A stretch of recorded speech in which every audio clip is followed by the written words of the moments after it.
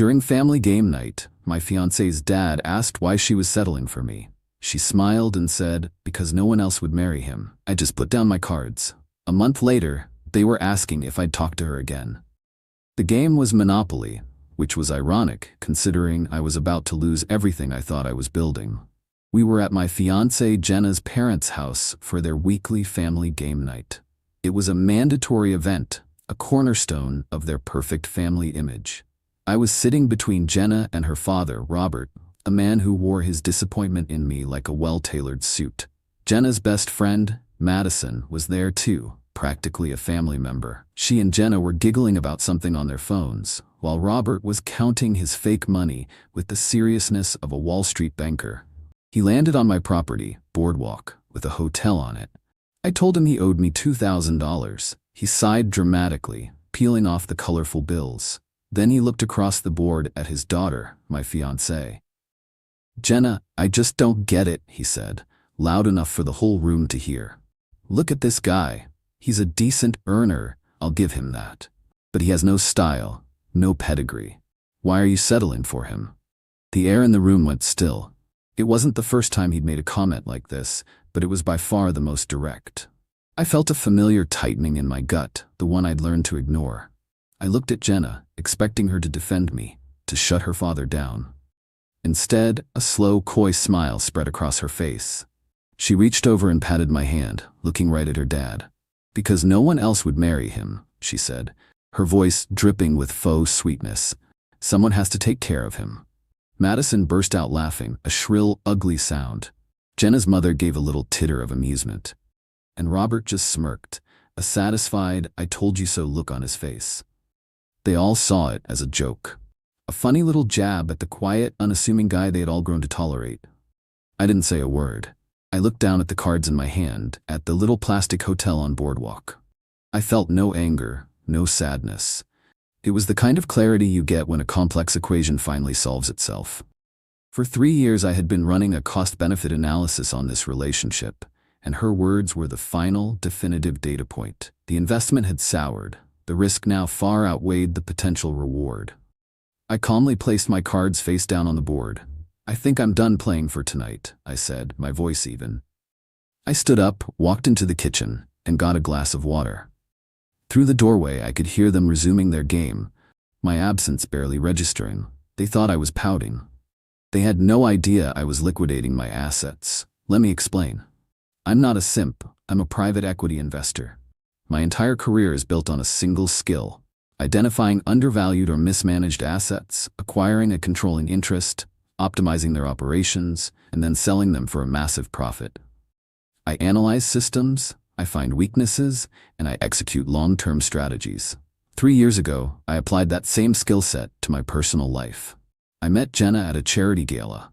She was beautiful, charming, and came from a family with a legacy business, a regional manufacturing company called Sterling Industries.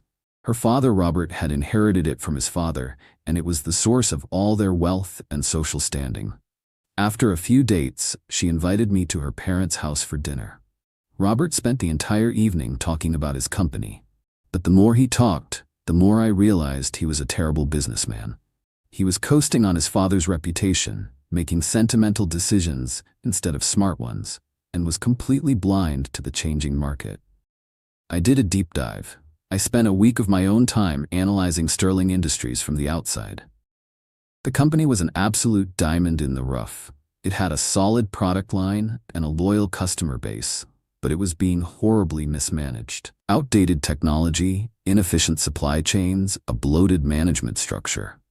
It was bleeding money, but its core assets were incredibly valuable. With the right leadership, it could be turned around and sold to a national competitor for a fortune. So I formulated a 5-year plan. Step 1, acquire the key asset, which was Jenna. Step 2, integrate into the family structure. Step 3, gain Robert's trust and a seat on the company's board. Step 4, execute a complete operational overhaul. Step 5, facilitate a strategic acquisition by a larger firm, making myself and the family incredibly wealthy and securing my future. Jenna was the entry point. The relationship was my cost of acquisition, I knew from the beginning that she and her family were shallow and materialistic. I tolerated the constant, subtle digs about my background because I grew up in a working-class family. I tolerated Robert's condescending attitude. I tolerated Madison's snarky comments and her role as Jenna's enabling, parasitic sidekick. I paid for the lavish dinners, the surprise designer gifts, the weekend getaways. I played the part of the devoted, slightly out-of-his-league fiancé. It was all a calculated business expense, an investment in a much larger prize. But her comment during that game night changed the entire equation. It was a public declaration that she saw me not as a partner, but as a charity case. It revealed that she had no respect for me, which meant I would never gain the influence needed to execute my plan. The core asset was flawed. The deal was dead. And when a deal goes bad, you don't just walk away. You mitigate your losses and, if necessary, you initiate a hostile takeover of the competition. They saw me as a pawn in their game. They were about to find out I was the one who owned the entire board. Update 1. The week after the game night was a study in strategic silence. I didn't mention the incident. I was perfectly pleasant, but I was distant. I created a space between us, a professional buffer. When Jenna asked what was wrong, I just told her I was preoccupied with a complex new deal at work. This was, of course, true. The deal was the complete and total dismantling of her family's world. They interpreted my quietness as weakness. I overheard Jenna on the phone with Madison, saying I was in one of my moods and that she'd have to cheer me up with a shopping trip. They thought I was a simple machine that could be placated with shiny objects. This arrogance was their greatest vulnerability, and I was going to exploit it to its fullest extent. My first move was to secure my own position. Jenna and I lived in a condo that I owned outright. She had moved in 2 years ago. I spent a Saturday while she was out with Madison creating a complete photographic and itemized inventory of every single possession in that condo. I documented what was mine, what was hers, and what was jointly acquired. Then I met with a lawyer, a man who specialized in high-conflict divorces and corporate litigation. He reviewed my documentation and the prenuptial agreement I had insisted on, which Jenna had laughed at but signed. The prenup was ironclad. It protected all my pre-existing assets, including my condo and my investment portfolio. Our engagement was, legally speaking, a very clean break. Next, I turned my attention to Sterling Industries. For the past year, I had been discreetly gathering internal data on the company.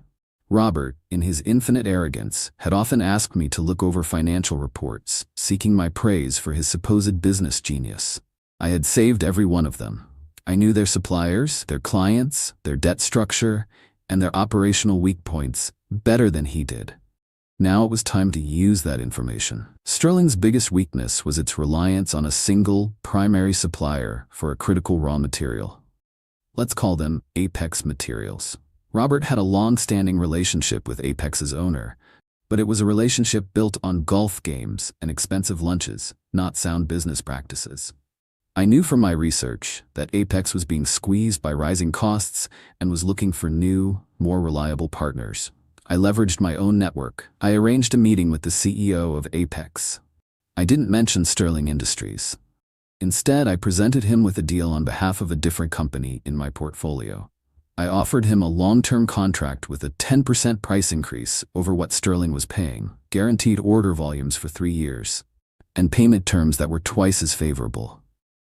It was an offer he couldn't refuse. He signed the contract, giving Sterling the standard 60-day notice that their supply agreement was being terminated. Robert wouldn't know it yet, but the heart of his company had just been ripped out. The second pillar of Sterling was their largest client, a national retail chain that accounted for nearly 40% of their annual revenue. I knew from the reports Robert had shown me that Sterling was frequently late on deliveries and that their quality control had been slipping for years. The client was unhappy, but they stayed because finding a new manufacturer was a hassle. I decided to make it less of a hassle for them. I put together an anonymous but very detailed dossier. It contained Sterling's late delivery statistics, data on their rising product defect rates, and a financial analysis showing their precarious cash flow situation. I sent this package via a secure courier to the head of procurement at the retail chain. I also included a list of 3 alternative, more reliable manufacturers, all companies I had a small silent stake in. I wasn't just sinking Sterling's ship, I was redirecting their lifeboats to my own ports. While these pieces were moving on the corporate chessboard, I handled my personal life. I found a new, larger condo and signed the lease. I scheduled movers for a date 3 weeks after the game night, a day when I knew Jenna and Madison were scheduled to attend an all-day influencer brunch. The final piece of the puzzle was our upcoming wedding. We were just 4 months away. Deposits had been paid, venues booked, a caterer selected. The biggest expense was the venue, a historic hotel ballroom that cost a fortune. I had put down the $50,000 non-refundable deposit from a joint account we had opened for wedding expenses. I called the hotel's event coordinator. I told her that due to unforeseen circumstances, we had to cancel the wedding. She was sympathetic, but reminded me that the deposit was non-refundable. I understand completely, I told her. But I don't want to cancel the booking. I want to change the nature of the event. I told her to convert the booking from a wedding reception to a corporate awards gala for one of my companies. The date would remain the same. The budget would remain the same. The name on the contract, which was mine, would remain the same. Instead of the Jenna and Alex wedding, the event was now the Vanguard Capital Annual Achievement Gala. With all the traps set, I just had to wait. Jenna remained blissfully unaware. She was more concerned with picking out flower arrangements and arguing with Madison about what color the bridesmaids' dresses should be.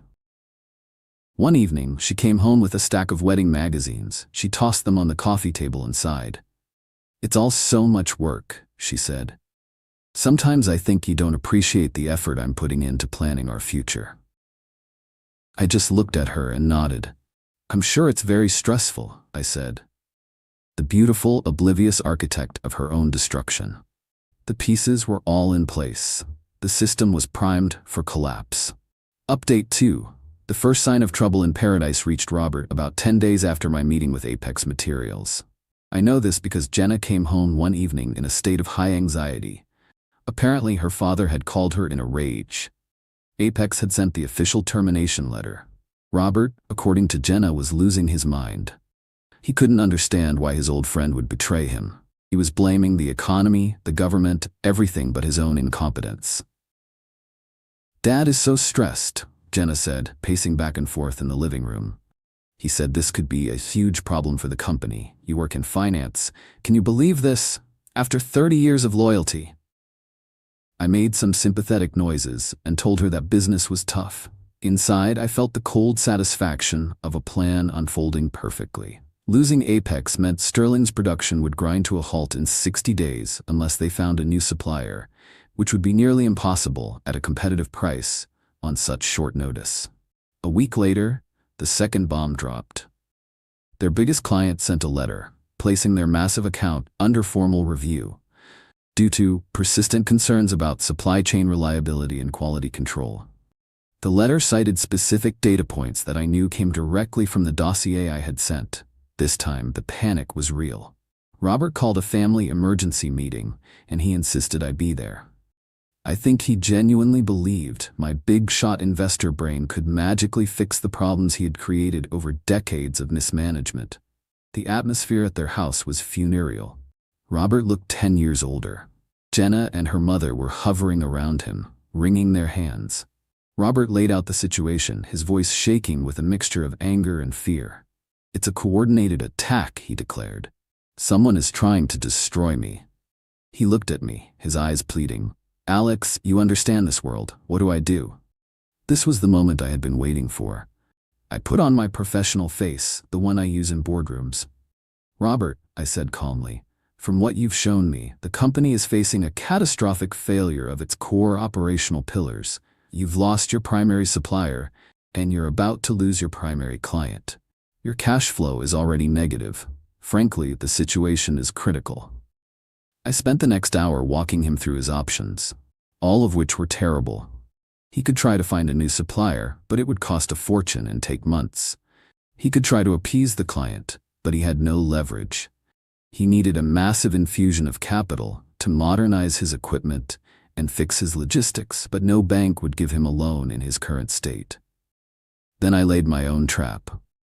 "There is one other option," I said, letting the words hang in the air. "You could seek a private investor, someone who could provide the capital and expertise to turn things around. It would mean giving up a controlling interest in the company, but it would be better than bankruptcy." A flicker of hope appeared in Robert's eyes. "Do you know someone?" he asked. "I might," I said. "Let me make some calls." Of course, the investor I had in mind was me. Not directly, but through a shell corporation I controlled. My plan was never just to destroy them, it was to pick up the pieces for pennies on the dollar. While the business drama was unfolding, my personal exit plan was proceeding on schedule. The Saturday of the influencer brunch arrived. Jenna and Madison left early in the morning, dressed in absurdly expensive outfits, chattering about mimosas and networking. The moment they were gone, my movers arrived. The process was clinical. In 4 hours, every single thing I owned was packed and loaded. I left Jenna's possessions untouched, exactly as they were. But the absence of my things created a stark, hollow feeling in the condo. I left my keys, along with a printed copy of our prenup and a cashier's check for half the value of our shared wedding account, on the kitchen island. I also left a 1-page letter. "Jenna, our engagement is over. As you can see, I have moved out. Per our prenuptial agreement, our individual assets remain separate. The enclosed check represents your half of the wedding fund. All other deposits and bookings were made in my name and are now my sole property. Any further communication should be directed to my lawyer. His information is below. Alex." I took one last look around, then left. I drove to my new condo and began unpacking. That evening, I got a string of furious texts from Jenna. She and Madison had come home to a half-empty apartment. She called me a monster, a coward, a thief. She accused me of abandoning her. Madison sent her own series of unhinged messages, threatening to expose me on social media. I read them, took screenshots for my lawyer, and then blocked them both permanently. The silence was golden. The next day, Robert called me, his voice a low growl. "What is this I hear about you leaving my daughter? You can't do this. We have a wedding to plan, and I need your help with the business." "Robert, the engagement is over," I said, my voice cold and final. "And as for the business, my offer to find an investor still stands, but it will be a purely professional arrangement. The price for saving your company will be a 51% ownership stake transferred to the investment group I represent. That is the only offer on the table. You have 48 hours to decide before the offer is withdrawn." I could hear him choking on his own rage on the other end of the line. He had no choice. It was either give up control or watch his father's legacy crumble into dust. The checkmate was in sight. Final update. It has been 3 months since I put my plan into motion. The aftermath was every bit as devastating for them as I designed it to be. Robert, backed into a corner with no other options, accepted my offer. He signed over 51% of Sterling Industries to a holding company, never knowing he was handing the keys to his kingdom directly to me. The day the deal closed, I walked into the Sterling Industries boardroom, introduced myself as the new majority owner, and fired him. I also fired his entire crony management team. The look on his face, a mixture of pure shock and dawning, horrified comprehension, was worth more than any amount of money. I immediately began implementing the turnaround plan I had designed years ago. We renegotiated a new temporary supply deal with Apex, ironically, at a much higher cost to the company, which I was happy to pay in the short term. I personally flew out to meet with the leadership of their big retail client. I showed them my comprehensive plan to fix the quality control and logistics issues, and I offered them a discount for 6 months as a show of good faith. They agreed to keep their account. The company, under my control, was saved. In a year, I expect it to be twice as profitable. In 2 years, I'll sell it for a 9-figure sum. The fallout in their personal lives was just as complete. Without my financial support, Jenna's world collapsed. She couldn't afford the rent on our old condo and was forced to move back in with her parents. Her father, stripped of his title and his company, had a complete breakdown. The big family house is now on the market to cover their massive debts. Jenna's social life imploded. Madison and her other friends were not interested in hanging out with someone who couldn't afford brunch. Their friendship was transactional, and the transaction was over. Madison tried to run a smear campaign against me online, but my lawyer sent her a cease and desist letter so aggressive that she deleted her entire account in a panic. About a month after I left, I started getting the calls. First from Jenna's mother, pleading with me to be reasonable, to take Robert back, to talk to Jenna. Then from Jenna herself, leaving long, tearful voicemails. She was sorry. She made a terrible mistake. She loved me. It was all just a joke. She didn't mean it. The usual script. They finally convinced a family friend to reach out to me, asking if I would just talk to her again. I agreed to one final meeting. We met at a neutral coffee shop. Jenna and Robert were there. They looked awful, defeated. Robert spoke first. He apologized. He said he was wrong, that he had misjudged me. He begged me to give him some kind of rollback at the company, even just as a consultant. Then Jenna spoke. She cried. She said she was lost without me. She asked if there was any chance we could start over. She said she would do anything. I let them finish. Then I took a sip of my coffee and looked them both in the eye. "You seem to be under a misapprehension," I said. "You think this was about my feelings being hurt. You think this is something an apology can fix. It's not." I turned to Robert. "This was a business transaction. I saw a failing asset, and I planned to acquire it. Your disrespect simply proved you were an unreliable partner, so I switched from a friendly merger to a hostile takeover. You didn't lose your company because I was angry. You lost it because you were a bad CEO." Then I turned to Jenna. "And you? You weren't my fiancée. You were my cost of acquisition. You were the price I was willing to pay to get access to the real prize. But your comment at that game night revealed a fundamental flaw in the asset. You had no value as a partner. You were a bad investment. So I cut my losses." I stood up from the table. The color had completely drained from their faces. They were staring at me as if I were a complete stranger, and in a way, I was. They had never actually seen me before, only the role I was playing. "I hope you both learn from this," I said, leaving a $20 bill on the table for the coffee. "Always know the true value of your assets, and never, ever underestimate your competition." I walked out and never looked back. The last I heard, Robert and his wife were moving into a small rental, and Jenna had gotten some low-level office job. They lost everything: their company, their house, their social standing.